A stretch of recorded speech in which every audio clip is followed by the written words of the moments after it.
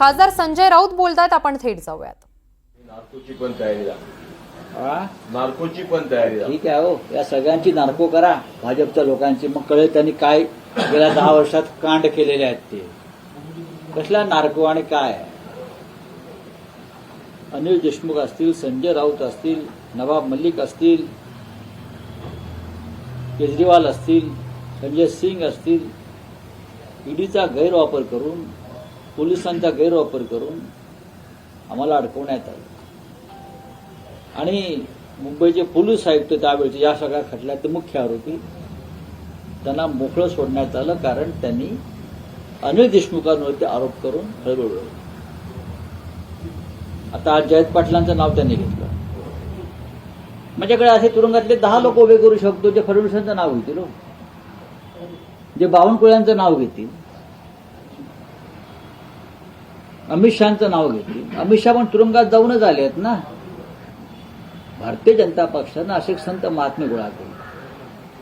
आता काही दिवसांनी एकाला तर वॉशिंग मशीनमध्ये टाकलेलं तर या खटल्यातल्या एका पोलीस अधिकाऱ्याला, आता ह्यालाही वॉशिंग मशीनमध्ये टाकून स्वच्छ करते. बघा, या राज्याच्या राजकारणाची पातळी आपण किती खाली आणायची या राज्यातल्या नेत्यांनी ठरवायला पाहिजे. देवेंद्र फडणवीस यांच्यावरती जो आमचा वारंवार आक्षेप आहे की तुम्ही महाराष्ट्राच्या राजकारणाचं डर्टी पॉलिटिक्स गटार केलेलं आहे. फडणवीसांनी समोरून सांगायला पाहिजे गृहमंत्री म्हणून की एका गुंडाच्या, एका दहशतवाद्याच्या स्टेटमेंटवरती विश्वास ठेवू नका म्हणून. हे गृहमंत्री म्हणून त्यांचं काम आहे. हे गृहमंत्री म्हणून काय करतायत तर टाळ्या वाजवतायत या आरोपीच्या वक्तव्यावर. पहा एक आरोपी काय बोलतोय.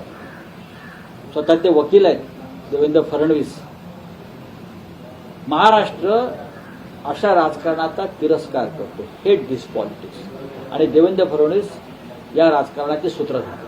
सचिनवाजी कधी काही तुमचे जवळचे होते, सचिनवाजी कधी काही तुमचे म्हणजे शिवसेनेच्या जवळचे होते असं जे कधी काळी हे विषय सोडून द्यावं. कधी काळी एकनाथ शिंदे पण आमच्या जवळचे होते, कधी काळी फडणवीस आमच्या जवळचे होते. अब मुंडा बिगड़ा गया तो हम क्या करें. कधी काळी सगळेच आमच्या जवळचे होते. अमित शहा जवळचे होते, मोदीजी जवळचे होतेच ना जवळचे. ते प्रश्न शिवसेनेत असण्याचे किंवा नसण्याचा नाही आहेत. 20 वर्षापूर्वी कोण कुठे होतं बोलू नका. आज ते कुठे आहेत आणि आज ते काय करतात वर्तमानात बोला.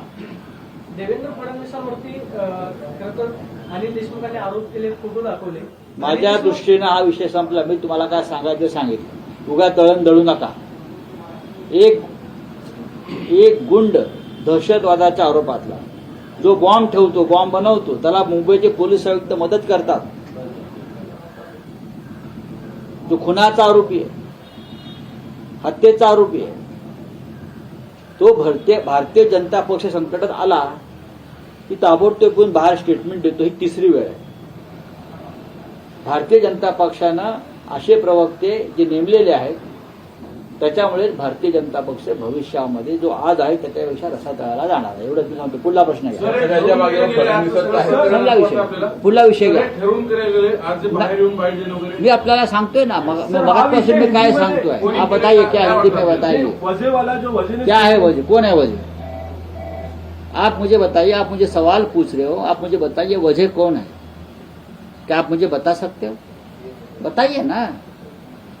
आप क्यों नहीं बोलते. बताइए कौन है. हाँ बताइए ना. कौन से केस में एक्यूज है. एंटीलिया में क्या हुआ था आपको मालूम है ना. बॉम्ब रखा था, जिलेटिन रखा था. उसके बाद एक व्यक्ति की हत्या हो गई, उसमें आरोपी है. मुंबई के पुलिस, उस वक्त के पुलिस कमिश्नर और 2-4 अधिकारी. एक आरोपी जेल में है. हाँ, एटीएस के पास केस है, सीबीआई के पास केस है, बहुत से धागे उसमें है. वो आरोपी भाजपा का प्रवक्ता बनकर, बीजेपी का प्रवक्ता बनकर, फडणवीस जी का प्रवक्ता बनकर बाहर आकर बात करता है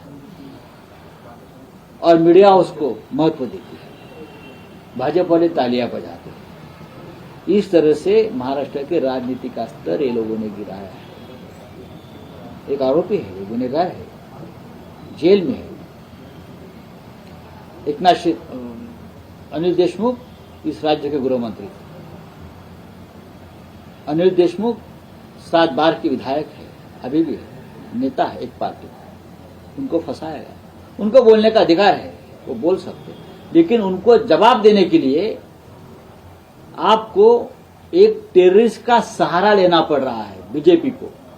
यह आपकी हार है।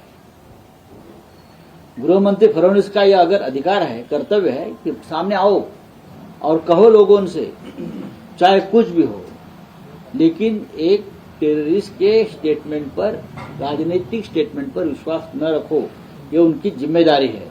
चुनाव आने वाले डेफिनेटली भाजपा हार गया है, मन से भी हार गया है और मैदान में भी हारेगी, इसलिए गुंडों का सहारा लेकर काम। मैंने पहले भी कहा था कि मंत्रालय का 6th फ्लोर जहां मुख्यमंत्री बैठते हैं, जहां गृह मंत्री जी बैठते हैं, उनके घर से, उनके कार्यालय से, मुख्यमंत्री पर जो ऊपर बैठते वो सभी से गुंडों की टोलियां चलाई है राजनीति में। और जो जेल में है उनका भी इस्तेमाल हो रहा है। जेल में फोन जा रहे हैं, जेल में उनके लोग जा रहे हैं, क्या करना है क्या नहीं करना है।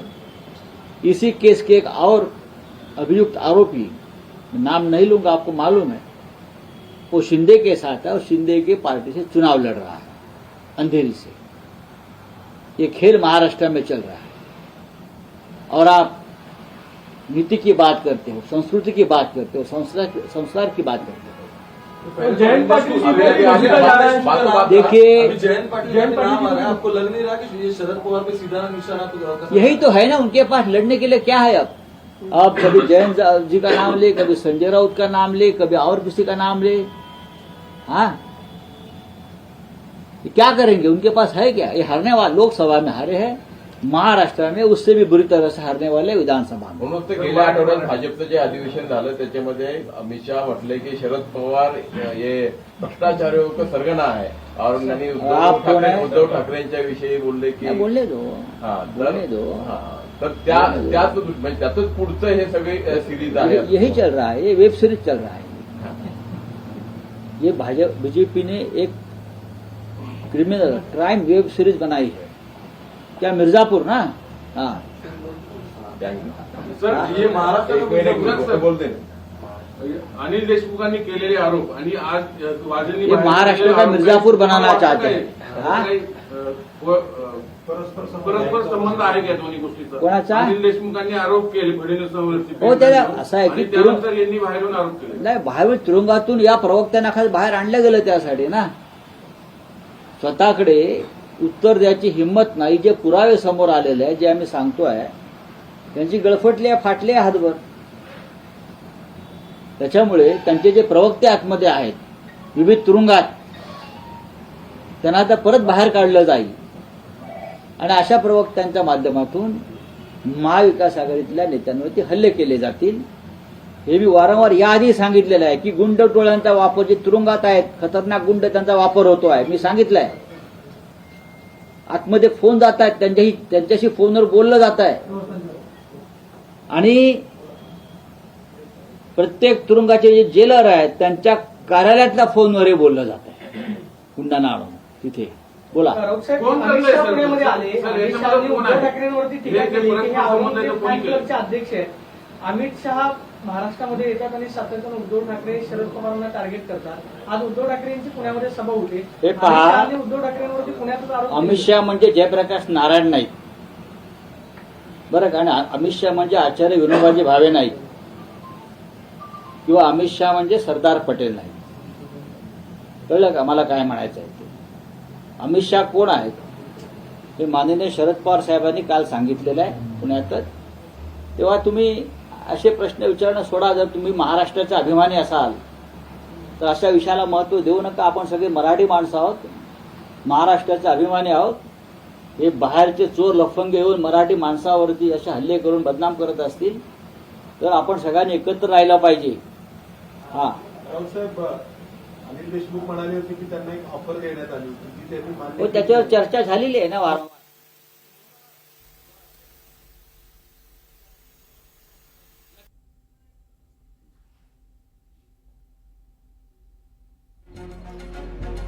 त्यावेळी माध्यमांशी संवाद साधत होते खासदार संजय राऊत. तुरुंगातील आरोपीच्या टोळी चालवली जाते असं संजय राऊतांनी सांगितलेलं आहे. तर या सगळ्या राजकारणाला सूत्रधार फडणवीस असल्याचं विधान देखील केलेलं आहे. पराभवाच्या भीतीनं भाजप बाजेचा वापर करत आहे असं देखील म्हटलेलं आहे.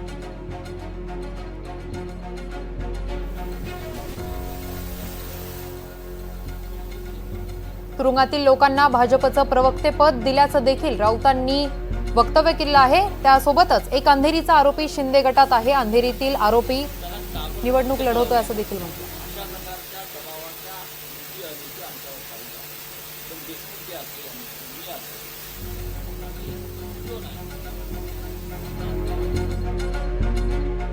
फडणवीस या राजकारणाचे सूत्रधार असल्याचं वक्तव्य माध्यमांसमोर खासदार संजय राऊतांनी केलेलं आहे.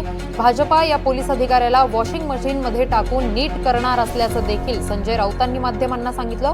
एका गुंडाच्या वक्तव्यावर विश्वास ठेवू नका हे सांगण्याचं काम गृहमंत्र्यांचं असल्याचं देखील यावेळी संजय राऊतांनी सांगितलेलं आहे. या सर्व राजकारणाचे सूत्रधार फडणवीस असल्याचं विधान देखील संजय राऊतांनी माध्यमांसमोर केलेलं आहे. कधी काळी मोदी शहा देखील आमच्या जवळचे होते असं देखील संजय राऊत म्हणालेले आहेत. पराभवाच्या भीतीने भाजपकडून बाजेचा वापर केला जात असल्याचं देखील संजय राऊतांनी सांगितलेलं आहे.